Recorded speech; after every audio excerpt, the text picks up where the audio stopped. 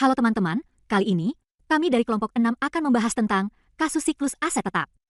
Di video ini, kami bakal jelasin dengan cara yang mudah dipahami bagaimana perusahaan mengelola aset tetap mereka, mulai dari akuisisi, pemeliharaan, hingga penghapusan. Kita semua tahu, pengelolaan aset itu penting banget buat kelancaran operasional perusahaan.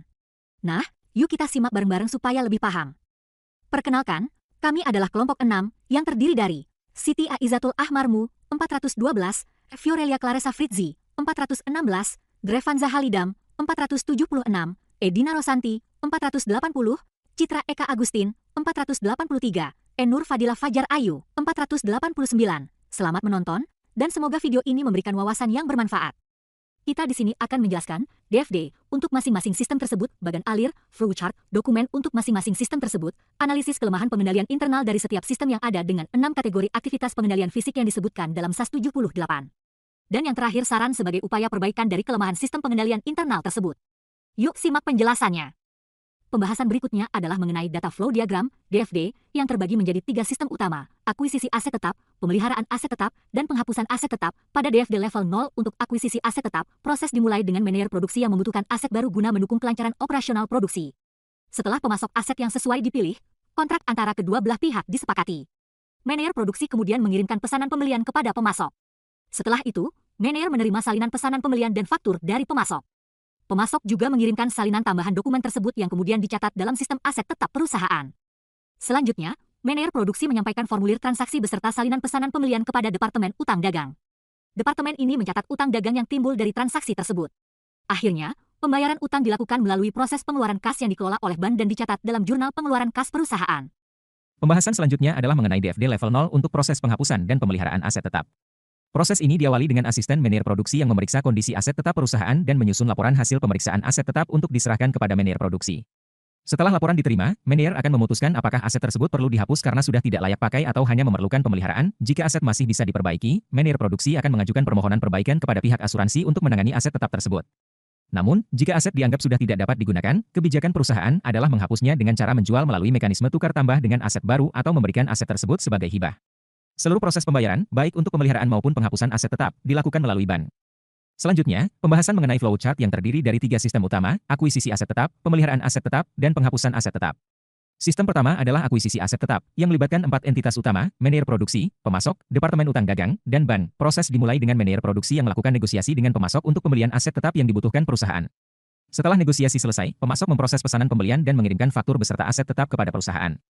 Manajer produksi kemudian menggandakan faktur menjadi 3 salinan. Salinan pertama disimpan sebagai catatan aset tetap perusahaan, sementara salinan kedua dan ketiga diberikan kepada Departemen Utang Dagang. Departemen Utang Dagang mengirimkan salinan kedua ke bank dan mencatat salinan ketiga sebagai utang dagang perusahaan. Setelah menerima faktur, bank melakukan transfer pembayaran kepada pemasok. Bukti transfer dari bank kemudian diserahkan kembali kepada Departemen Utang Dagang untuk dicatat dalam jurnal pengeluaran kas.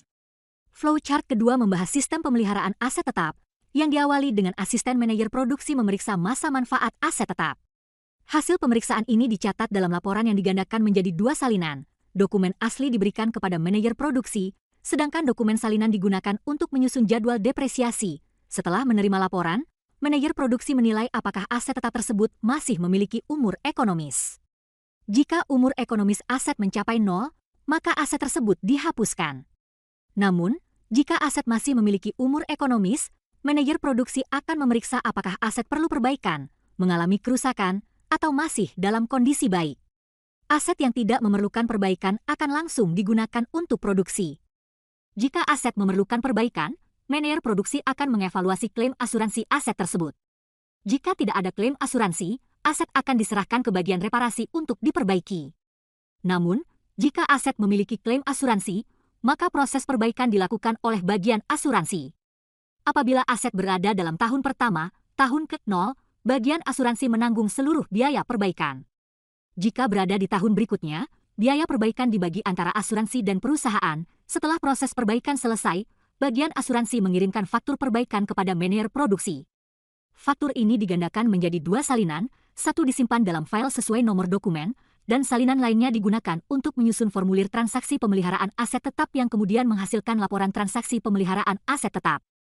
Kemudian laporan tersebut kemudian dikirimkan ke bagian keuangan perusahaan. Bagian keuangan akan mentransfer sejumlah dana ke bank untuk diteruskan ke bagian asuransi. Setelah transaksi selesai, bank mengirimkan bukti transfer ke bagian keuangan perusahaan. Selanjutnya, bagian keuangan mencatat transaksi tersebut ke dalam jurnal pengeluaran kas berdasarkan bukti transfer yang diterima dari bank. Flowchart ketiga membahas sistem penghapusan aset tetap, yang dimulai dengan manajer produksi mengajukan keputusan terkait penghapusan aset. Keputusan tersebut mencakup apakah aset akan dihibahkan atau ditukar tambah. Jika aset dihibahkan, manajer produksi menyusun laporan penghapusan aset tetap, yang kemudian dicatat dalam catatan aset tetap perusahaan. Jika aset tidak dihibahkan, proses tukar tambah akan dilakukan. Manajer produksi memulai dengan memilih pemasok dan menyusun kontrak tukar tambah, berupa perjanjian jual-beli. Kontrak tersebut dikirimkan kepada pemasok, yang kemudian melaksanakan tukar tambah dengan menggantikan aset lama dengan aset baru. Pemasok memberikan faktur tukar tambah beserta aset baru kepada manajer produksi. Manajer produksi menggandakan faktur menjadi dua salinan. Satu disimpan dalam file sesuai nomor dokumen, sementara faktur asli dikirimkan ke bank. Bank melaksanakan transfer pembayaran kepada pemasok, dan bukti transfer dari bank diserahkan kepada bagian keuangan perusahaan. Bukti transfer ini digunakan sebagai dasar pencatatan ke jurnal pengeluaran kas, yang menandai selesainya proses penghapusan aset tetap. Sekarang, mari kita bahas kelemahan dalam sistem pengendalian internal pada siklus aset tetap yang akan disesuaikan dengan 6 kategori aktivitas pengendalian fisik menurut SAS 78. Apa saja kelemahan yang ditemukan? 1.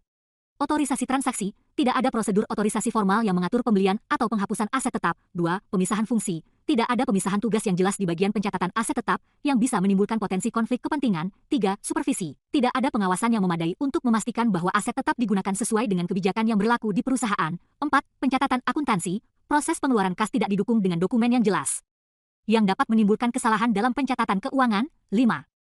Pengendalian akses, sistem tidak memiliki pengamanan yang memadai terhadap akses catatan aset tetap yang bisa membuka peluang untuk penyalahgunaan. 6. Verifikasi independen, tidak ada proses verifikasi independen dalam sistem yang membuat potensi kesalahan atau kecurangan sulit untuk terdeteksi.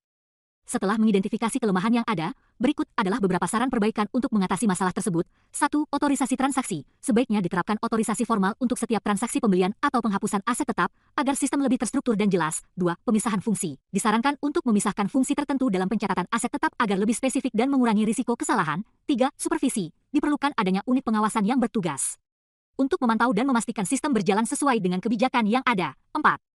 Pencatatan akuntansi, proses pengeluaran kas sebaiknya dilengkapi dengan dokumen pendukung yang jelas, sehingga pencatatan keuangan lebih akurat. 5. Pengendalian akses, perlu dibuat sistem pengamanan untuk mengontrol akses terhadap catatan aset tetap, seperti penggunaan kunci atau password untuk meningkatkan keamanan. 6. Verifikasi independen, harus ada proses verifikasi independen pada setiap tahap transaksi untuk mengurangi kemungkinan kesalahan atau kecurangan dalam sistem. Dengan langkah-langkah perbaikan tersebut, diharapkan sistem pengendalian internal akan menjadi lebih efektif dan efisien.